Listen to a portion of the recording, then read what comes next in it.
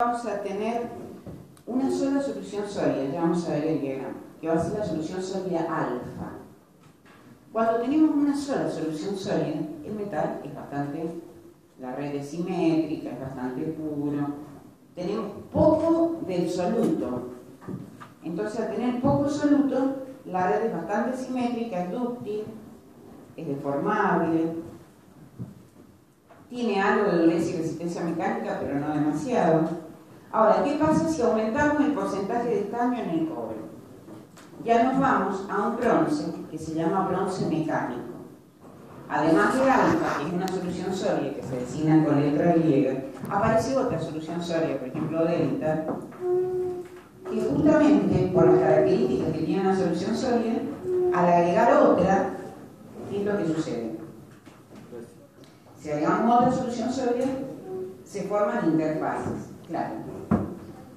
Si nosotros tenemos una solución sólida alfa acá, y acá tenemos una solución sólida beta, acá va a haber una interfase, ¿no es cierto?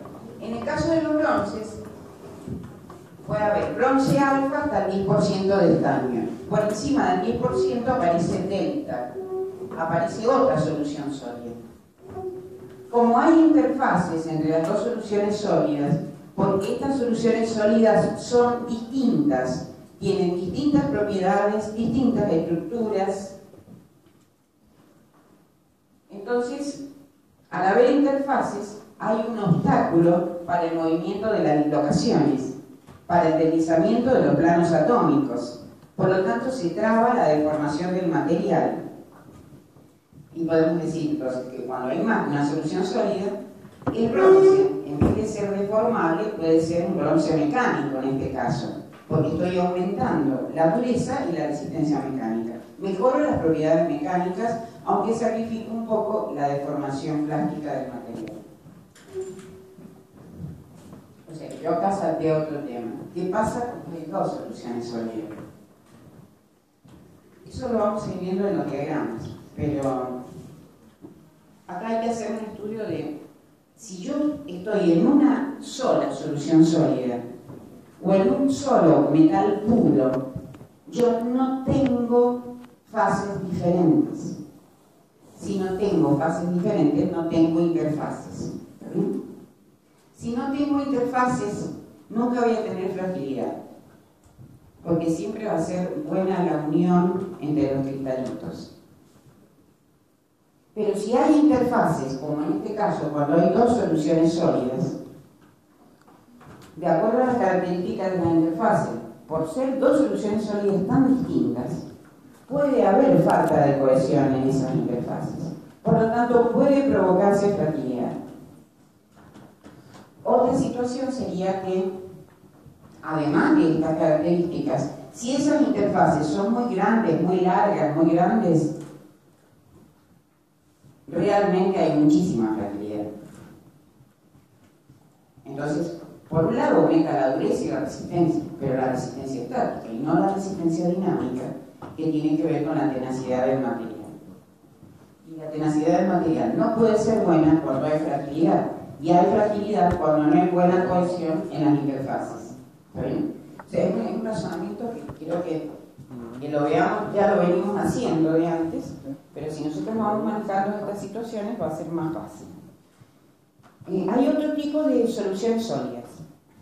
Por ejemplo, en esta introducción que yo les hago, les puedo explicar que hay, por ejemplo, un metal puede cambiar de fases al pasar a distintas temperaturas, que son las temperaturas críticas de transformación. Entonces, puede cambiar de fase según las temperaturas críticas. Esas temperaturas las puedo obtener durante el calentamiento y durante el enfriamiento. Generalmente esas temperaturas están desfasadas, los cambios de fase o transformaciones de fase de una estructura a la otra, cuando paso, por ejemplo, de una BCC a una FCC. El hierro puro puede pasar de hierro alfa a hierro gamma a los 900 grados, por ejemplo. Los 900 grados sería una temperatura ideal. Lo que sucede en realidad es que si el proceso de calentamiento y de enfriamiento lo hago lentamente, voy a permitir el movimiento atómico adecuado para que eso tenga una estructura de equilibrio. Si no es así, si no es con procesos lentos, no habrá ese movimiento atómico o difusión y por lo tanto habrá una distorsión del retículo cristalográfico. Generalmente se endurece el material, ¿no? Produce un tipo de endurecimiento cuando hay distorsión debido a que hice un enfriamiento rápido o un calentamiento rápido. Varían las estructuras y esas estructuras metalográficas que varían son las que me producen la diferencia de propiedades del material. Entonces, por otro lado hay otro tipo de aleaciones. Vamos a ver qué es una aleación eutéctica. ¿Ustedes vieron en físico-química una aleación eutéctica? ¿Y un líquido en qué se descompone, por ejemplo? ¿Un líquido en qué se descompone?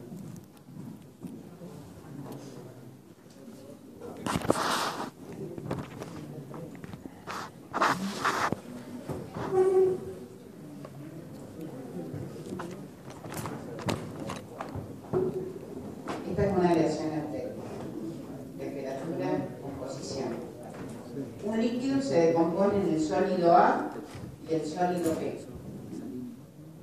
Hay una precipitación simultánea que no son miscibles al estado sólido, por lo tanto precipitan uno sobre el otro, el cristal A sobre el cristal B, impidiendo que crezcan mutuamente.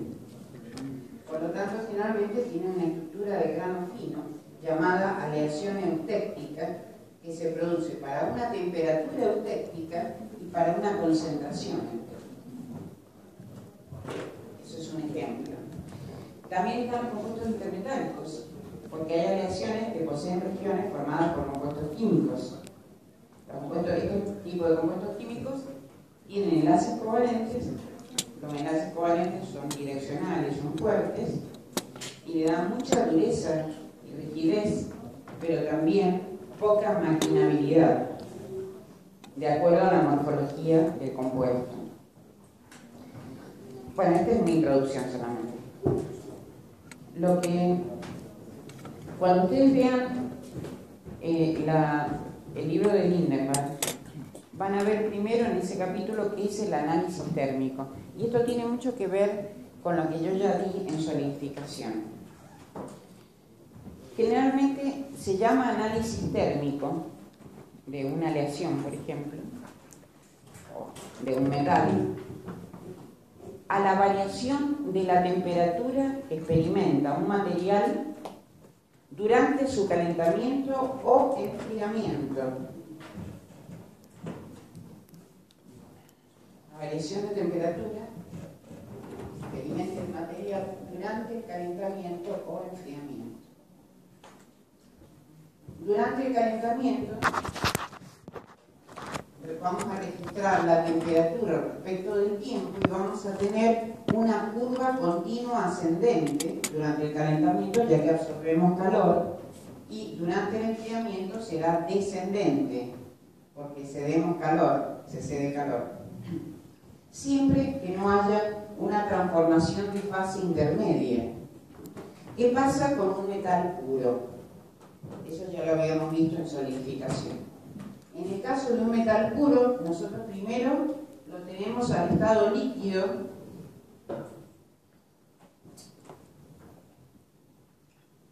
partimos del estado líquido. Cuando llegamos a la temperatura de solidificación o de equilibrio, hay una meseta isotérmica durante la solidificación del metal y luego sigue enfriándose en estado sólido. Esto es líquido y esto es sólido. Acá habíamos dicho que en la nucleación homogénea, una de las preguntas de los parciales, del primer parcial, en la nucleación homogénea necesitábamos un delta T, ¿recuerdan? Para comenzar la solidificación. Y el calor de fusión hacía que aumentara de nuevo la temperatura para que continuara la solidificación del metal puro según esta isoterma hasta el final. En el caso de la nucleación heterogénea, debido a que los agentes nucleantes con impurezas que le agregamos facilitaban la solidificación por la disminución de energía de superficie, en ese caso ya no necesitaba, los delta T eran muy bajos y no necesitábamos este delta T. Aunque fuera toda una meseta era suficiente. ¿Recuerdan? Bueno, ese delta T es muy importante. Pero esta curva de enfriamiento, como esta, no va a ser continua cuando hay una solidificación de un metal, ¿verdad? Y la temperatura de la meseta, ya sabemos que hay una meseta durante la solidificación, porque había un equilibrio, una compensación entre el calor latente de transformación. ¿Se acuerdan que el líquido tiene más energía que el sólido? Cuando el líquido pasa al estado sólido, libera un calor que es el calor latente de transformación. Ese es compensado por el calor que sale del sistema durante el enfriamiento. Esa compensación hace que la solidificación se produzca a temperatura constante. Luego sigue enfriándose al estado sólido. ¿Qué pasa si nosotros tenemos una aleación? Ahora entramos en lo que es una aleación. En una aleación metálica, ya la solidificación no se produce a temperatura constante, sino que se produce en un intervalo de temperatura entre T1, en T1 comienza y en T2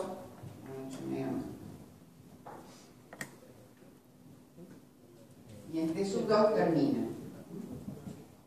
O sea que en una aleación metálica la solidificación no se produce a temperatura constante, sino en un intervalo de solidificación o intervalo de temperatura, es este, entre T1 y T2. Para cada composición de la aleación voy a tener una curva de enfriamiento que la caracteriza. Entonces, a ver si podemos ver esto directamente en un gráfico. Bueno, este sería el enfriamiento de una aleación.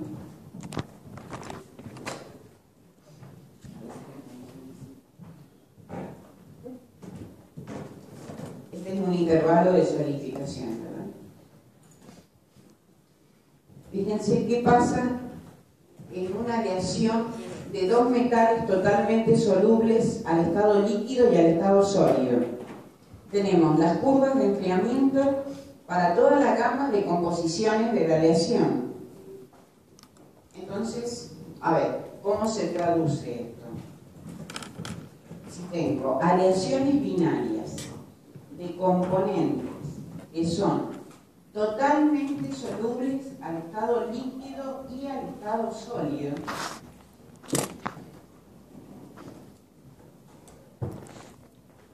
voy a tener un diagrama como este.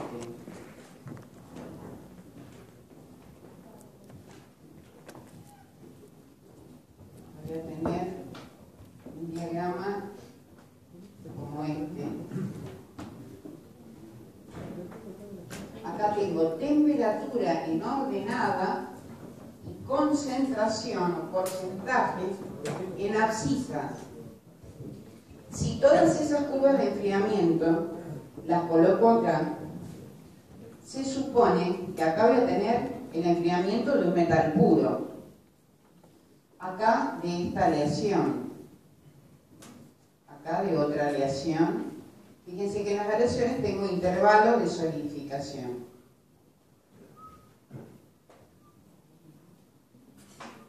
¿Qué va a suceder acá? En realidad, la curva de enfriamiento está en función del eje del tiempo. Para poder graficar esto, el eje del tiempo generalmente es perpendicular al plano temperatura-composición. Bueno, si lo hago, o coloco las curvas, estas dos curvas, las tengo que poner en puntos. Puedo ponerlo punteadas las líneas, porque el eje del tiempo es perpendicular al plano de temperatura-composición. Uniendo los puntos de inicio de solidificación, voy a tener la curva del líquido. Y uniendo los puntos finales de solidificación, voy a tener la curva del sólido. Por encima de la curva del líquido, todo bajará al estado líquido. Por debajo, todo al estado sólido. Y entre medio hay una mezcla entre líquido y sólido. Esas son variaciones binarias de componentes totalmente sólidos, al estado líquido y al estado sólido. La juxtaposición de estas curvas de enfriamiento me va a dar este diagrama,